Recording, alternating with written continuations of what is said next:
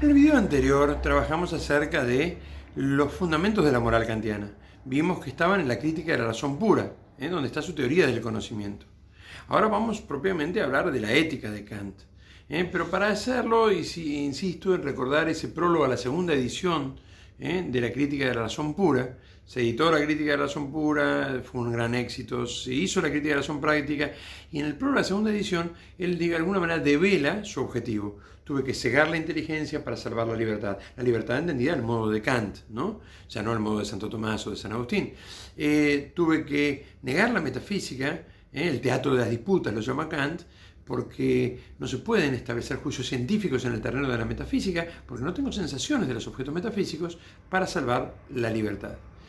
La nociología de kantiana la expliqué de una manera muy resumida, sin entrar a diferenciar entre lo que son los juicios analíticos a priori, los juicios sintéticos a posteriori, los juicios sintéticos a priori, que son los propiamente kantianos. Todo eso lo dejo para los cursos en donde en la parte histórica me concentro más en Kant. Yo creo que ya están dados los fundamentos necesarios como para plantear este principio. El hombre es libre. Y ser libre significa para Kant ser autónomo, hace su propia ley. Y uno podría decir, bueno, cada uno puede hacer lo que quiera. No es el individuo el libre, es el sujeto trascendental. Es un sujeto universal que en el fondo es el que a priori tiene la ley. ¿Y dónde está la ley? ¿Cómo puedo ser yo individuo para conocer cuál es esa ley? Bueno, obrar libremente, obrar bien moralmente, es obrar, dirá Kant, por deber. Y acá uno se da una gran sorpresa, ¿no? Como el filósofo de la libertad nos dice que obrar bien es obrar por deber. Para esto hay que entender cómo entiende el deber Kant. Y el deber en el fondo equivale a lo que llamamos el imperativo categórico. Un imperativo, mandato, orden, categórico, puramente formal, sin contenido. Para saber en lo concreto cómo debo obrar, y cuando obro bien, es decir, cuando soy libre, tengo que saber cuál es mi deber. ¿Y cómo hago para hacer esto? Es decir, ¿y cómo sé cuál es mi deber? Obrando de tal manera, este es el enunciado del imperativo categórico, que mi obrar pueda ser elevado a máxima universal, a principio universal. Vamos a dar ejemplos de esto. Y el ejemplo lo vamos a tomar del mismo Kant.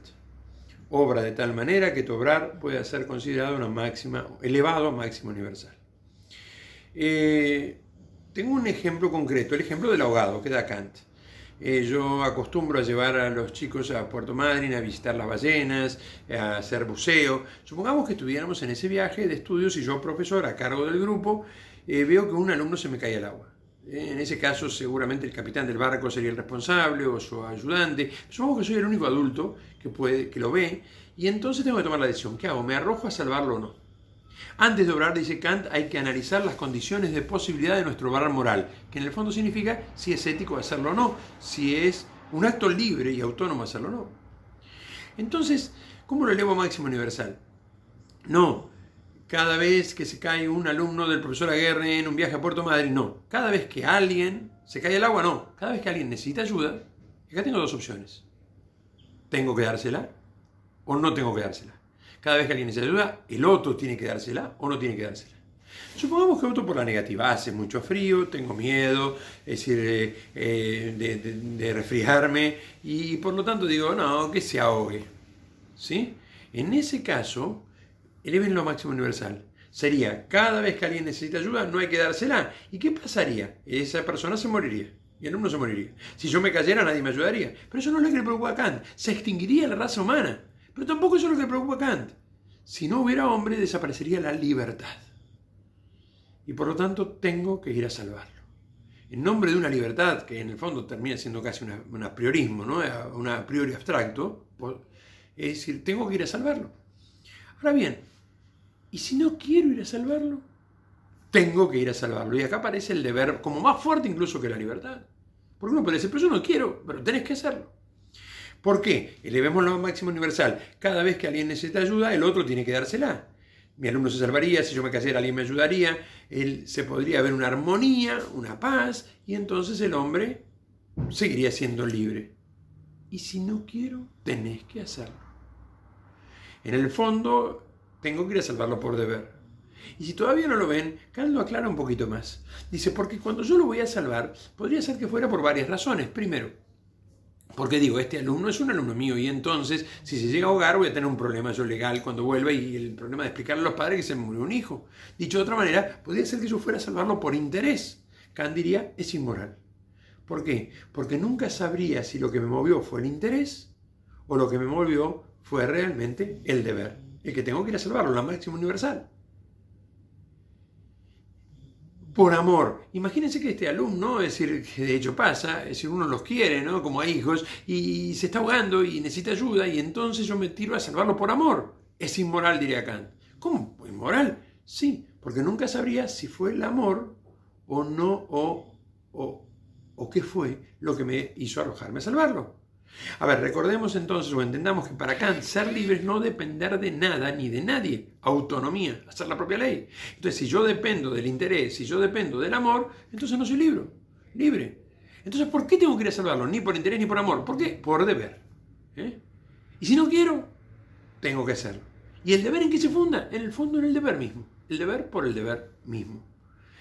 Este pensamiento influyó de una manera terrible en la Alemania, ¿no? Posterior, ¿no? Es en el ejército prusiano, en la Alemania nazi también, con connotaciones de otro tipo, también nietzscheanas, pero es decir, el deber por el deber, un apriorismo absoluto que me obliga a orar por deber.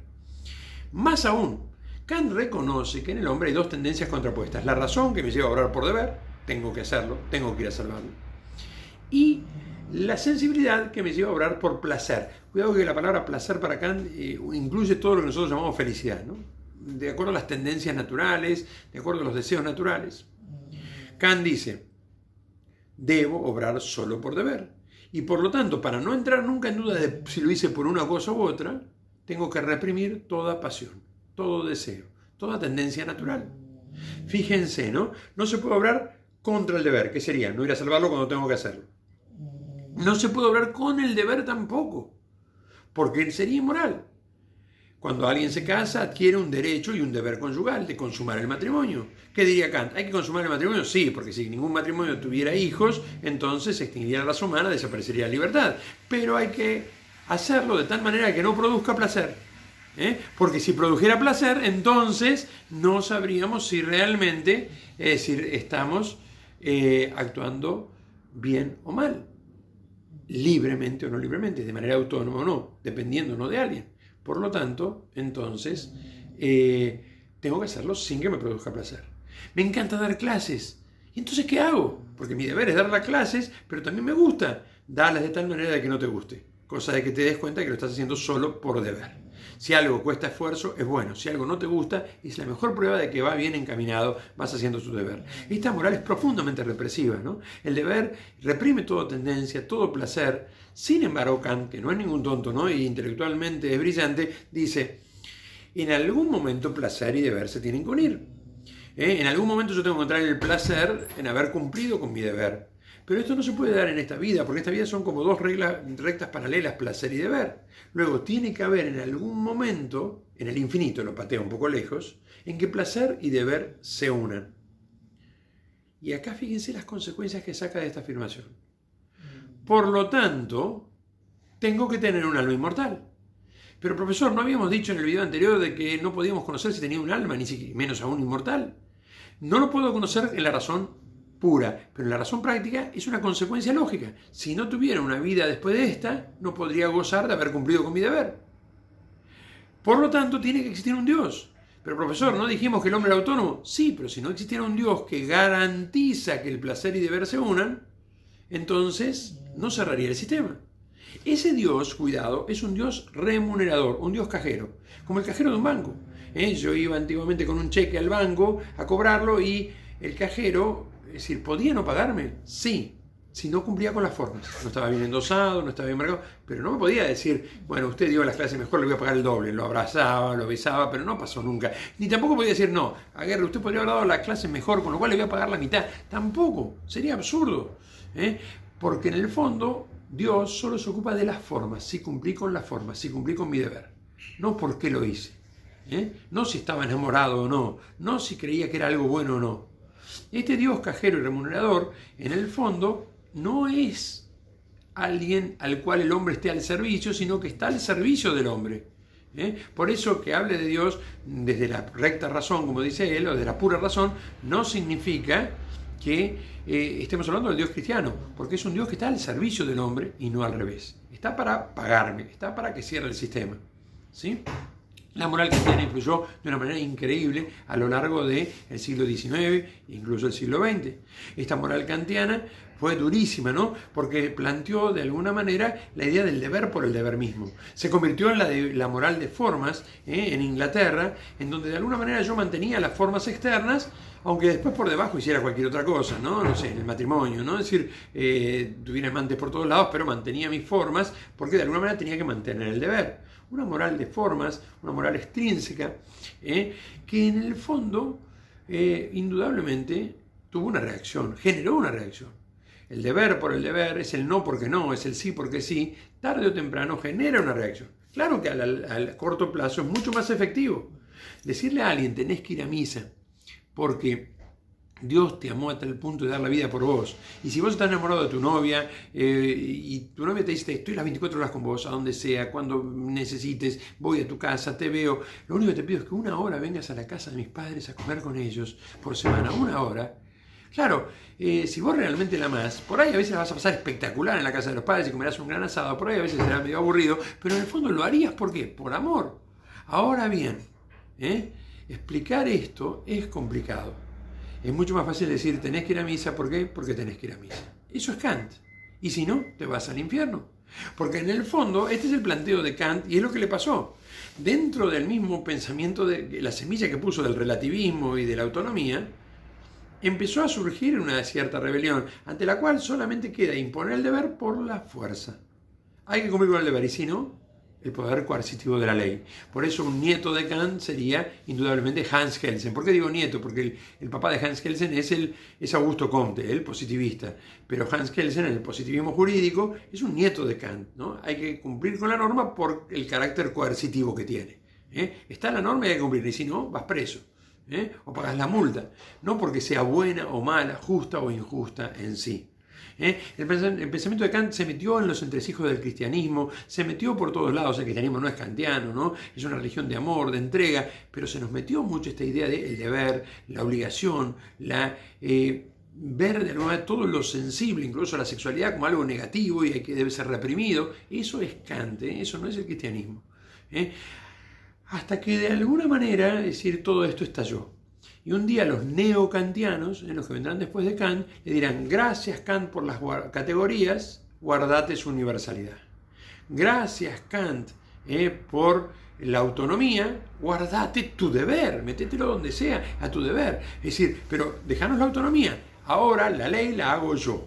Entonces aparece el historicismo, la ley la hace cada tiempo histórico, lo que está bien o está mal depende del momento histórico, el culturalismo, cada cultura lo hace y determina el tiempo histórico, el subjetivismo total, ¿no? Individualista, cada uno decide qué está bien y qué está mal. De alguna manera en la reacción todo se fue al diablo. Fíjense, es como si Kant hubiera sido un señor feudal que hubiera dicho, para poder hacer lo que se me dé la gana dentro de mi feudo, ¿qué tengo que hacer? Primero cerrar las fronteras, hacer un gran muro. Ese gran muro es la crítica de razón pura.